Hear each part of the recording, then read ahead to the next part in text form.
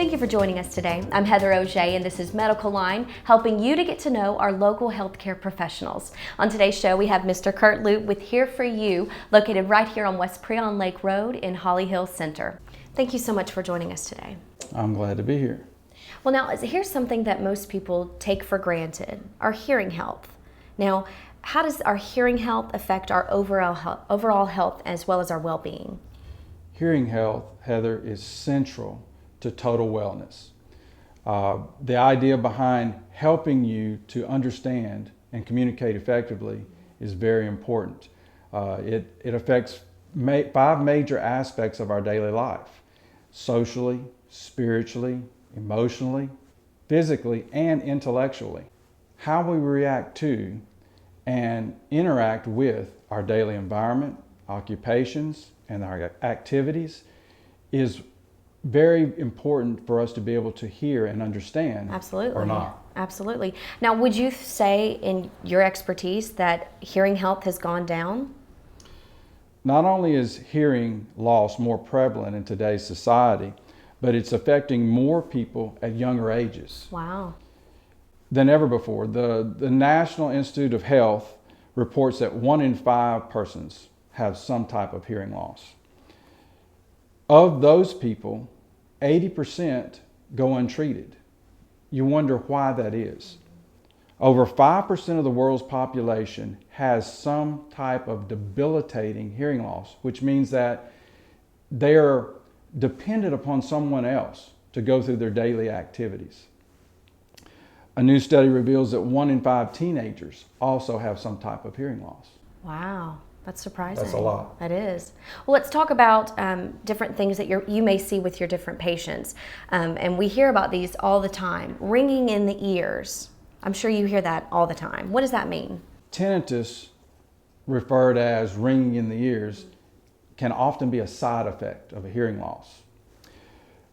Caused by an ear injury or some type of trauma to the head, tinnitus affects 1 in 5 people as well, and can be debilitating to the point of causing extreme stress, insomnia, fatigue, and neural disorders.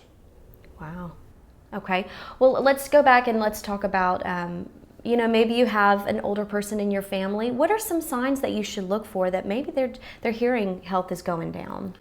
You know, Heather, most of us have witnessed a friend or a family member having difficulty with hearing. Maybe they don't hear the TV or the radio so well, so they turn the volume up to what we consider an unnatural range, and it's making it too loud for us.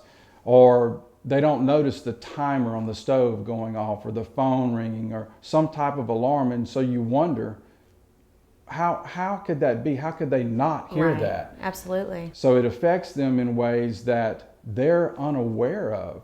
If you're unaware of your surroundings, then it's a good possibility that that's the first sign of a hearing loss. Well, let's talk about some other conditions. And here's the surprising thing that I didn't know. If you have other conditions, that can help lead to hearing loss, and you see that all the time. Absolutely. Things like cardiovascular deficiencies, obesity, hypertension and high blood pressure are a big factor in debilitating someone's ability to hear properly. Blood flow to the inner ear is very important. Diabetes, the higher risk of someone having a hearing loss because of diabetes is a prevalence in society, almost twice as risky if you have diabetes. And that's something we don't even stop and think about. What about smoking? That's an amazing thing. Smoking has a high risk, 70% higher risk if you're a smoker to have a hearing loss than if you're a non-smoker. Wow. Now those are some scary statistics right there. You know, with those types of conditions, many of them can cause you to have a feeling of isolation, because if you're not hearing and understanding well, you tend to want to withdraw from society and even the people that you love and are around all the time. So that effect can cause other signs. Well, I'm withdrawing from enjoying my life. I don't go to church anymore because I don't understand the pastor, or I don't attend movies, or I don't do this, or I don't do that because I'm not going to understand anyway, so just stay at the house. And first thing you know, that person is developing signs of depression and other things that cause them to withdraw from society. And that's something you never even think about, that it's literally pushing them back indoors so that they don't feel like they don't belong outside. Without proper stimulation to your ears, our brain cannot respond in a proper way. Thus, that can lead to depression and cause cognitive deficiencies. Not able to speak or to understand is a big problem in today's society. Absolutely. So they're all linked together with hearing loss, and those are some pretty scary statistics there. They are. Wow. So what are some causes of hearing loss? I know those are linked to them, but what causes hearing loss? Heather, typically a combination of factors contribute to a hearing loss. It's not always one specific thing, but many times it's the contribution is from different conditions. For instance, presbycusis, or the natural aging process, can have and be associated with hearing loss. We think that just because we get older, we're going to lose our hearing. That's not necessarily true, but that natural aging process can have an effect, along with the things that you experience in your lifetime, such as ear infections or injuries or trauma or of a sudden impact, say, for instance, in a car wreck. You don't realize how loud a car wreck can actually be. Absolutely, and can affect your hearing health. Now, how would you recommend protecting your hearing health? Well, in protection, obviously, helping yourself or avoiding excessive noise is one of the main things that you can do. Right. One of the other things that we don't think about is when we take our pharmaceuticals that the doctor prescribes for us. There are so many drugs today that are ototoxic. We need to be careful of what we're ingesting so that it doesn't have an effect on our hearing, either in a temporary or a permanent fashion. Everyone becomes ill at some point in time in their life and need help, from the doctor. But to be careful of what it is that we're taking and consult with your physician to make sure that those are not having a combined effect that would depreciate your hearing is important. Absolutely. Well, now that we've identified hearing health and some signs of hearing impairment, let's say we do have a family member that we suspect is having trouble hearing. What would you say are steps that we should take? I think the first step in determining is for a friend or a family member that may be having some trouble with their hearing is to seek out a qualified hearing specialist. Okay. Having an annual hearing evaluation is so very important. We don't think anything of going to have our eyes checked or having our blood pressure checked and all those things, especially to keep up with our good health. But it's so important to have an annual hearing evaluation to assure yourself that if you're not having a problem, well, then you're good. Right. But if you are, you want to catch it as soon as possible, because without the proper stimulation to our brain through our ears, then auditory deprivation can sneak in on us, and it is very slow, many times a very gradual effect that we don't recognize so easily.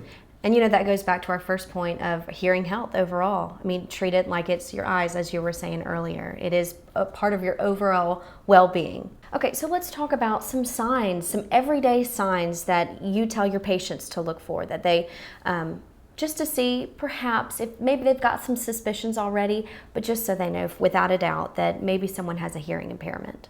One of the first things that we do is otoscopy. Otoscopy is looking in the ear so that it's a magnified view to be able to determine, is it impaction from cerumen, meaning wax. Many times people don't even recognize that they have wax in their ears. They may clean their ears with a Q-tip or something like that. And it would take care of that. I never get anything out of my ears with a Q-tip. Well, it may be packed in to the point where you can't get it out. That can depreciate a person's hearing to the point where they may not recognize it right off the bat, but an elevated voice, they may speak too loudly, or they're not quite understanding like they should. That's one of the first things that we look for in determining, is that all it is, or do they really have a problem that they need to seek further help for? And also things like maybe the television's a little bit too loud, things like that.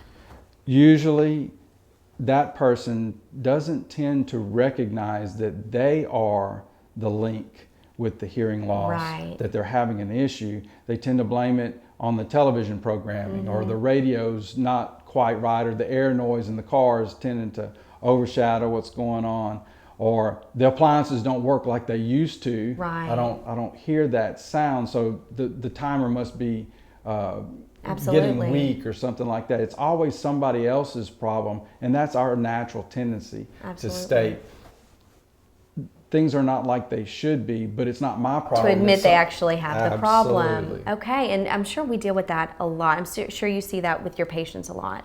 So how do you protect yourself against that? If it's the natural aging and natural progression of life, how do you protect your ears? Well, first of all, before you're around loud environments, you can protect yourself with ear muffs or your plugs, or some type of device that cushions the effect of that loud noise, whether it's in the work environment or just your recreational activities.